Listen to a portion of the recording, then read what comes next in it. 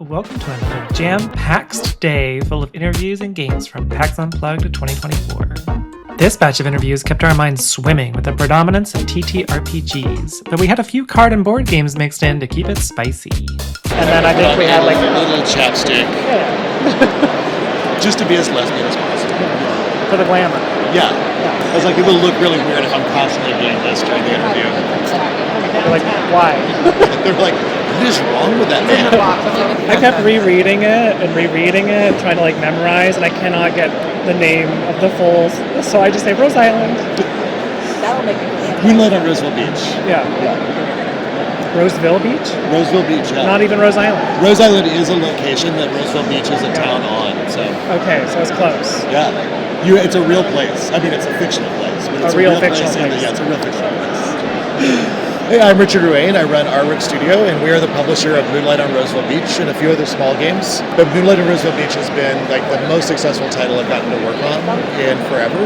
We just ran a couple of Kickstarters, first for the original edition and then for the hardback. And then sometime next year we have a new game that will be compatible with the old game that will be sort of a standalone book coming out called Dim All the Lights. Like an expansion, but you can play it on its own. Yeah. Expansion for anybody who owns Roseville Beach, or you can also just pick it up and play it without needing to pick up the cost. Yeah. I love not having to charge people for 2 books just to play one game. Yeah. I think it just makes more sense to me. Yeah. It makes it more accessible, and I think sometimes people forget accessibility also means like price point. Yes. So Yeah. Well, there's just so many people for picking up indie RPGs, they want to play them like 2 or 3 times, and it'll be a while before they get to play them again. Yeah. And throwing down $72, as much as I love getting money from people, throwing down $72 for 2 to 3 sessions is a little rough. Yeah. And it's not like it's unfair, but it's a little rough for where people are right now financially. Especially for queer folks. Yes. Who are really interested in the game. I don't want to make that out of hard for them to do. So Your games are about 2 to 3 sessions long, you would say? I really love it when people run a little bit longer play of Roseville Beach, but I know that like when you love independent games, there's going to be a lot of games you love, and you can't meet with 40 different game groups per week, or drag all your friends to your house 40 times per week. So eventually you're going to end up with like, we're going to do 3 or 4 sessions. And that's just sort of like a great thing for an indie designer, because it also means you're moving on and trying a new thing and kind of keeping that sort of indie spirit kind of going. There's definitely, like, I love it when people like, I was going to do 12 sessions, and I think I sort of wrote Roseville Beach with the idea, like, 12 sessions would be about right, because you're spending the summer on the island, and then you're going to try to negotiate what your life is like after all the businesses on the island shut down because it's a seasonal beach town.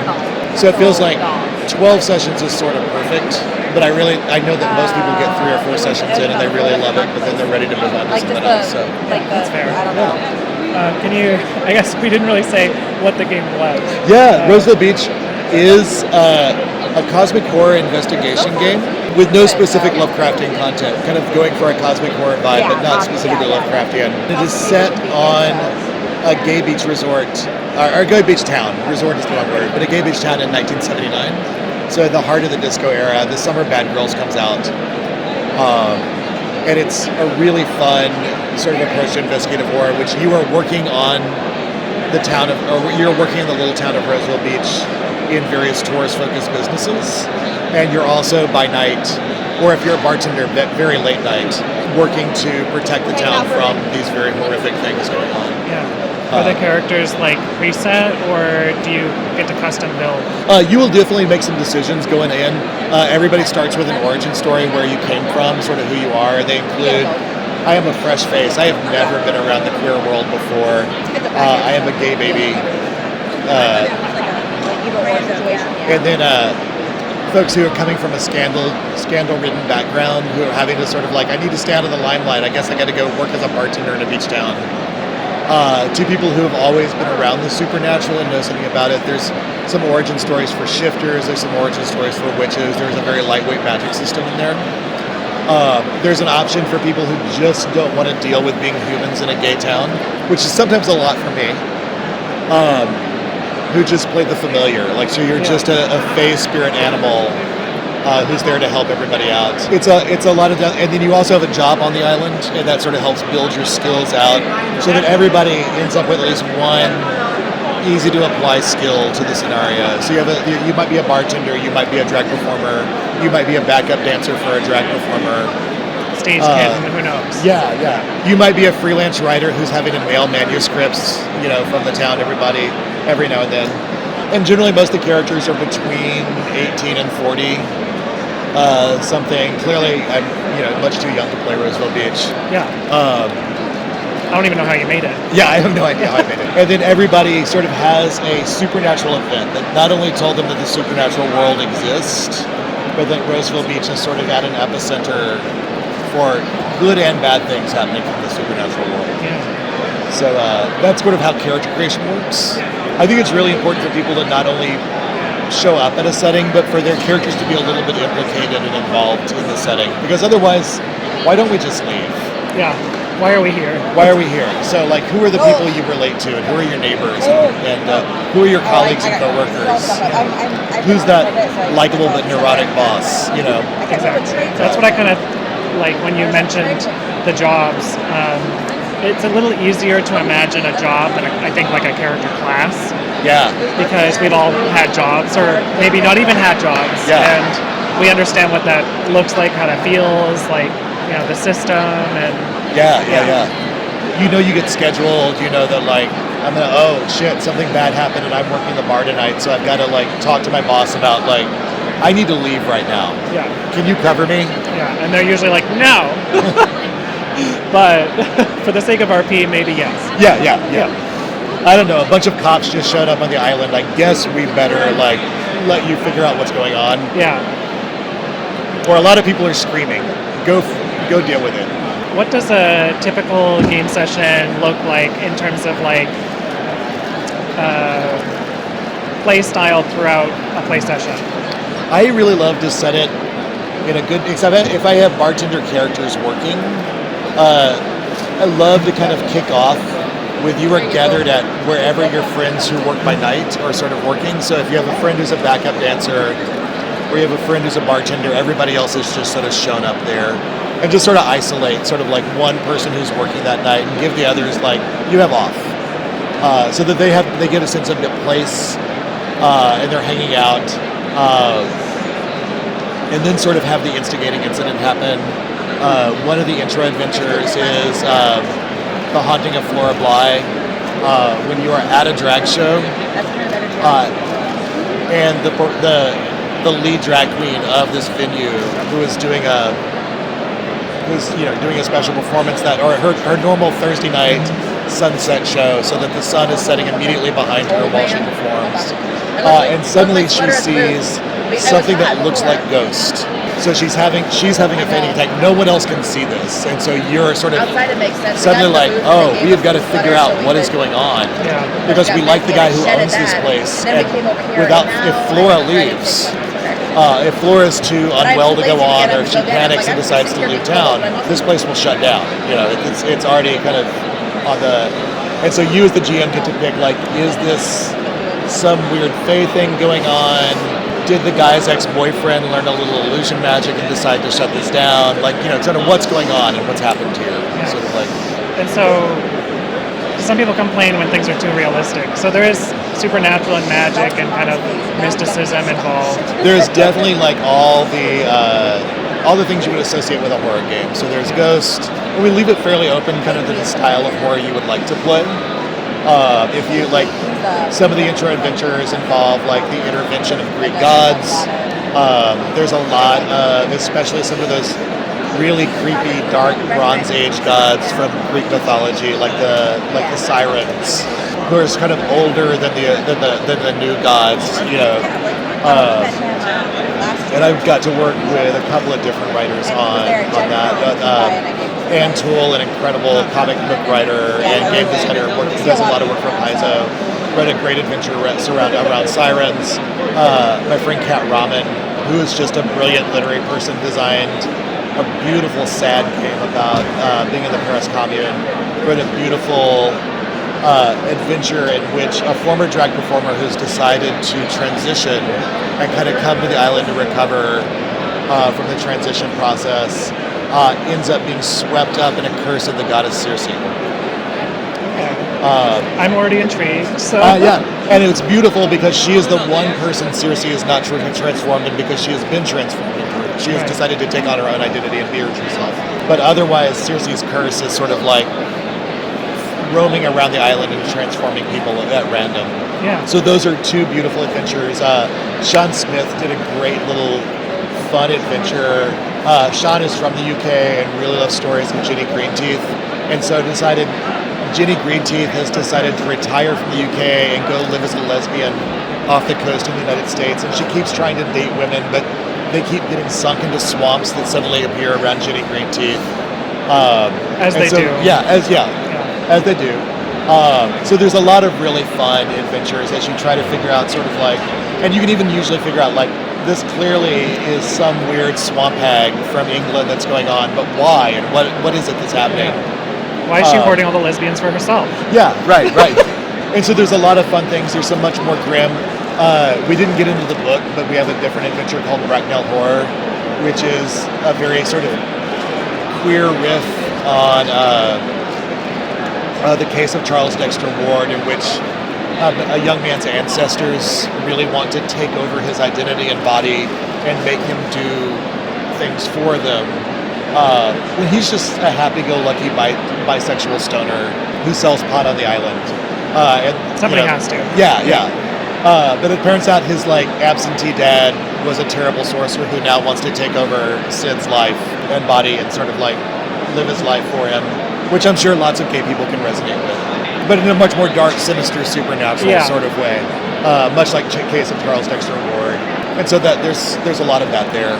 And that's a much more grim scenario because there's a serious chance you might lose the town's lovable slacker stoner pot dealer. And it's very real that you might lose him. And first people are like, oh, he's just my dealer. And then all of a sudden he's like, no, he's just this really hapless, quasi-criminal that everybody sort of likes. Yeah. And he's about to be taken over by an evil entity from the astral world. So there's a little bit of that going on, and so it's really adaptable. There's a great GM section that sort of gives you tons of stuff to set up with. There's sorcerers from other towns, a whole section on a club in the town that is secretly run by a dark sorcerer. Nora Rose wrote a great sort of random event generator for the book, and then also wrote a supplemental zine for Roseville Beach that is called Entities, and Roseville Beach doesn't really have monster stats. So Nora put together this whole book of entities that is just sort of SCP website style, here's old journals, and here's missing person posters, and here's all these clues that you can sort of get in front of players for investigating these entities. And then I wrote a random adventure generator for that. Ethan Harvey, a great North Carolina queer designer, wrote an NPC generator. So there's a lot of GM tools in the book that are sort of ready just to build your own scenario. There's an outline that I sort of just kind of gave you guys, here's how to write a mystery. Yeah. And here's how to involve sex and romance in sort of the mystery setting. One of the big questions I get, especially when it's going to be run by straight GMs for a largely queer group, is I don't know what to do about sex and romance. And I'm not going to explain too much, but I will give you some hints in this section. But yeah, so that's sort of what's in the game, and especially on the GM side, because I think a lot of people are this character creation system is great, but what are you giving me to actually bring this to the table and run it? So, How did the whole thing as a whole kind of come into fruition? How did it start and to where we are now? So there's a lot of things sort of going on. Is I had vacationed in Cherry Grove several times with friends, and both as a vacation destination or as a place to have a vacation property. Cherry Grove, Fire Island, and a lot of these other beach resorts, which are a really important part of queer history. They are a place where queer people could go somewhere and be together and not worry about the straight world telling them what to do. And not worry about spies or police or anything from the straight world. Because that was one of the first places that police were said, y'all are harassing gay people and it's really creepy.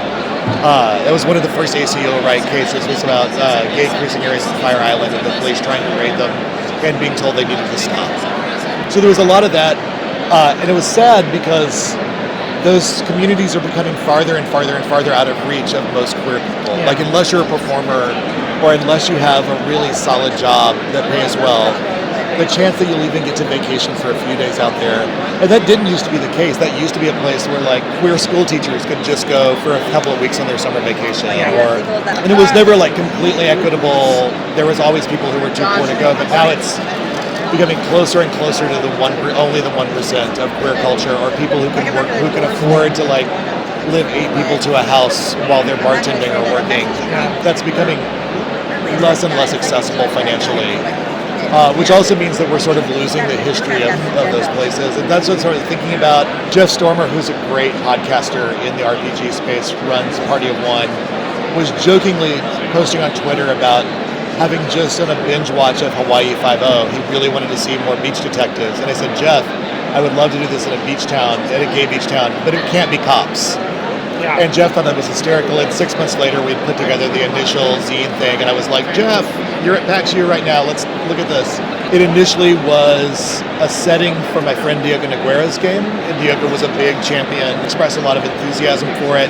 And then it spun off into its own game, and I had a lot of support from a lot of people in the indie RPG community, including people like Jeff and Diego, all along. 2021, we funded it. We spent 2022 sort of writing it and getting out the door.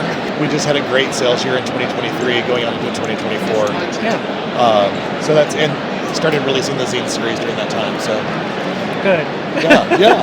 Because hearing about it, it kind of inspires me to want to like run my own or to play it myself. It sounds really fun to me. Yeah. And I, for myself, I prefer RP heavy or like story-driven kind of campaigns. I love battle, of course, but like the story is what really drives it for me. And I love like that you're considering like everybody in the story and it's not just gay people. Yeah. So, I keep saying gay in the generic sense. No, yeah, I know. But yeah, we definitely want, and I wanted, when I was recruiting writers to be sort of like add adventures or add setting detail, I wanted to make sure I had non-binary writers, I had trans writers, I had lesbian writers, and I had writers of color, sort of adding that perspective. We got great little snippets of fiction from a fantastic Caribbean writer who lives in Chicago named Bindi Barrett, who also does queer erotica as Benji Bright. And Bindi did 2 different pieces for it. We had just an incredible group of writers come together to like submit bits and pieces of this. We just added so much to the overall sort of like tools that are there for GMs to sort of piece together and groups to sort of piece together their sort of experience in Roseville Beach. Well, I'm excited. Oh, great! Yes. Do you have any other like titles that you might want to plug? Right now, there is an early release out at this convention, and this will be a little late, but it will be available online. A Merry Little Christmas is a liminal horror adventure. Liminal horror is my absolute favorite horror game out there. They have done a great job kind of creating a very simple, horror-driven system that just seems to work for so many different kinds of horror stories. And so I very inspired to do sort of a what if Salem's Lot was happening during Christmas? Like, what if that was the winter holidays? And that beautiful sort of near the end chapter that is just like the final stages of the vampires taking over Salem's Lot. Sorry if you've not read Salem's Lot. I'm not even sure if that would be a spoiler. Yeah. The vampires do well. Anything older than 20 years is fair game. Yeah. You missed out. It's your fault. It's still a great book to read, but sorry for the spoiler. But what if that, like, you were stuck in a gay bar in the world's most depressing Christmas Eve party? Small Town Gay Bar was a big influence, the great documentary about Mississippi gay bars in the north end of Mississippi. And so I moved that from Maine down to like the south coastal end of Mississippi, put like a little island out off the coast, much like there is near Biloxi, and sort of created this little Gulf Coast city that sort of failed by industry and not getting the tourist it really needs to, like, and so everybody in town is struggling. It's also 1979. So you're at a sad Christmas party when you're not even really sure if any businesses in your town will make it through the next year. And Ronald Reagan's coming, so probably not. Yeah. the real horror. Yeah. When Salem's Lot sort of, you have that culminating moment, and all of a sudden, this town that you're kind of slowly mourning is starting to die very quickly. Yeah. And you need to escape, and you need to figure out, like, who can I rescue? Who can I get out of here? And because it's on an island, your routes of escape are fairly limited. Where do we hide? Things like that. So that's a merry little Christmas for Little Horror. Sherwood is my fun little Robin Hood RPG that is also for sale here. And I really have trouble establishing a brand. So I'm like, let's be happy and gay horror over here. Let's be sad gay over here. Yeah. They're very different feelings. And let's go to Robin Hood over here. Yeah. Being an indie designer is really just, branding is not one of our specialties. All three of those are among my absolute favorite games. And then I have, for Exalted Funeral, I did kind of a Queer Knights medieval game called My Chivalric Romance, which was a lot of fun to put together. And Exalted Funeral has an exclusive print run of that and just did a set of buttons. So if you are here, you can get Exalted Funeral's buttons of the knight and the squire kissing on the cover if you stop by their booth and ask. So. Do you include... This is for like the young gays, but do you include like maybe like a history section or something so that I really want to do a little bit more, and I feel like I've done some writing around that. There's a little bit in there. There's just like, remember there's no cell phones and you're on an island, and like the 1979, the world around you is still pretty anti-queer, but these communities that you could sort of go to exist partially just because it creates like a queer safe space. Yeah. I just think it's like, I try to do research where I can, but I feel like a lot of people don't. And there's a lot of chronically online queer people, which is kind of like nice in a way because we have new safe spaces online. But there was no internet in 1979. There's a beautiful, really fun actual play from Canada by this lovely group of people who are just in their local game store, like playing this game, and they do this really fun, really like high-tier actual play. Josiah, you kicked ass on that, like just running that, setting that up, and your whole crew kicked ass. But during the very first episode, Josiah says, like, and these communities really existed. I was like, oh, wait, I don't know if I ever said that anywhere. So it's like, those are really existed. And they're all in their early 20s, being super brilliant, absolutely fantastic members of their community, contributing so much to RPGs just on their own. But I was just like, oh, wait, I don't think I ever actually used the words, these are real things that that have existed since the 30s. I mean, one of the best books about Fire Island is Jack Parlett's, and I'm probably getting his last name, his first name correct, Parlett's Fire Island, The Century of the Life of American Paradise, which is just the queer arts history of Fire Island, going back to when Oscar Wilde made a visit there, and then became very queer in the 30s. When there was a hurricane that sort of drove everybody out of Cherry Grove in the 40s, queers sort of rebuilt the town. W.H. Auden and Pat Highsmith and all these major literary figures were out there. Patti Smith used to vacation there and perform at clubs there. So a lot of just really important queer arts history was on Fire Island. It's been, like, the queer identity goes back to the 40s at least. Oscar Wilde went there when it was just sort of a family destination with a nice brewery on the island, and he could drink. But like certainly queers have been going out. We know from queer history that queer people follow the coast. Queer culture, the things we now associate as queer culture, definitely follows coastal areas. It has a lot to do with sailors and shipping and mercantilism and creating large cities that queer people can carve out niches for themselves in. And there's really important queer history that is in small towns and is in small locations. But like the big observable portions kind of follow the coast in sort of really profound, interesting ways. So we still have major queer centers in Houston, Atlanta. We had one for a long time in Charleston, in New York City, Boston, Philadelphia. Those are really powerful, important queer centers in the United States history. And part of that is just for like large urban centers get built. And queer people have a space to sort of like find the edges of society and build spaces for themselves there. But yeah, that was, I think, one of my favorite research resources that came. It was released just as we were sort of in the last phases of the book. And I was just like, where was this a year ago? Yeah, well, you have it now. Yeah, we have it now, and was suddenly able to read it during that sort of last editing phase and doing a lot of thinking. So I just know for my friends, they're definitely going to need that little recap of like, imagine a world without all these things. We do make sure and remind people there are no cell phones. Yeah. Which is a big revolution for a lot of players. They're like, oh wait, I can't just call someone. Yeah, I don't have like 50 friends across the country. Yeah. Yeah. Besides maybe a pen pal. If somebody's not home, you're not reaching them by phone. No. And you don't know their work number. You're not reaching them there. If you call them at home, someone else might pick up. Yeah. Yeah. And there's also, that's the very early stages of call waiting. That was a really expensive thing to have. So if anybody else is on the phone, you're getting a busy signal. Yeah. Or if somebody tipped the phone over or whatever. Yeah. Thank you so much for the interview. Thank you. I'm excited to play it myself. Oh, perfect. Yeah.